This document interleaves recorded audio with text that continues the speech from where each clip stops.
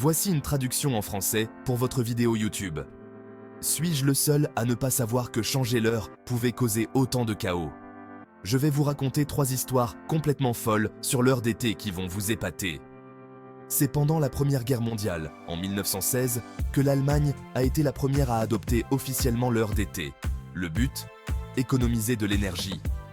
En avançant les horloges au printemps, ils profitaient au maximum de la lumière du soir et réduisirent la consommation de charbon pour l'éclairage. L'idée a fait son chemin, et le Royaume-Uni et la France ont rapidement emboîté le pas. Ce qui a commencé comme une nécessité de guerre est devenu une pratique annuelle pour de nombreux pays. Avançons rapidement jusqu'à la Seconde Guerre mondiale. Les États-Unis ont alors introduit l'heure de guerre pour conserver les ressources. Mais les choses sont vite devenues compliquées. Différents États ont commencé à utiliser des fuseaux horaires et des règles d'heure d'été divergents, créant un véritable casse-tête pour la planification.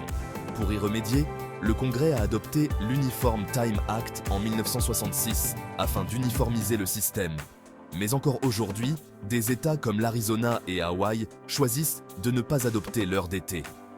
Parlons maintenant de la semaine des 2 heures en 1999.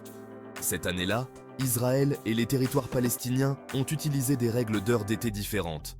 Pendant une semaine, leurs horloges étaient décalées de 2 heures, ce qui a complètement perturbé les transports, les horaires de travail et les communications.